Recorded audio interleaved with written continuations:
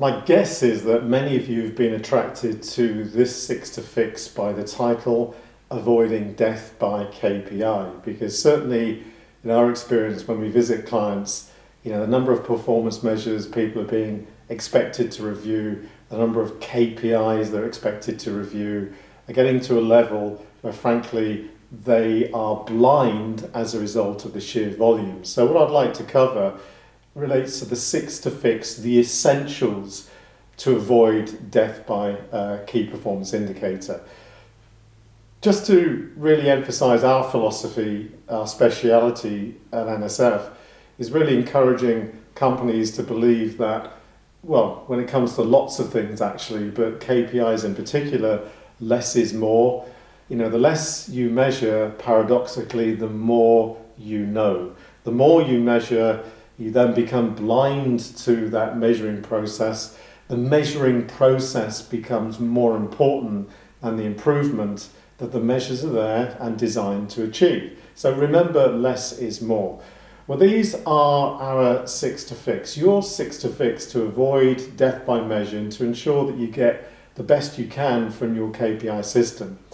Number one, remember the purpose of key performance indicators. They're there to drive improvement. That's it. They're there to provide benefits. So they've got to be specific, they've got to be measurable, but you've only got to measure what is of greatest importance. So remember the purpose, it's to get everybody going in the right direction, is to ensure that improvement takes place through measuring the right things in the right way. So often I think we've forgotten the key purpose of KPIs. We get so immersed in that process and forget that they're there to drive improvement.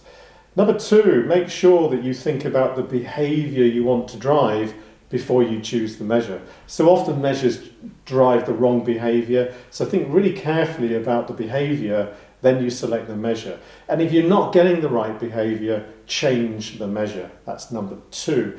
Number three, make sure that you have more leading indicators than you have lagging indicators. Two types of indicator. You have the leading indicators that measure the process, and you have the lagging indicators that measure the output from that process. So those lagging indicators are typically financially driven, performance against order due date, those types of things. In effect, those indicators tell you too little, too late. They tell you what has happened.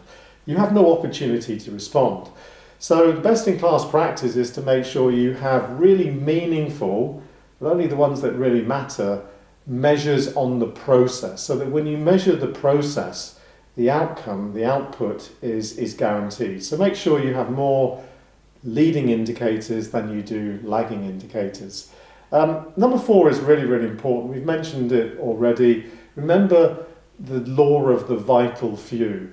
Choose those 20% of measures that provide 80% of benefit, because the less you measure, the more you know, because people then start to focus on those vital few. You try and measure everything, people just become completely confused by the numbers, the process, and it becomes a tick box exercise, and ultimately nobody benefits and the process doesn't improve. Number five is really important. Make sure measures are as real time as possible.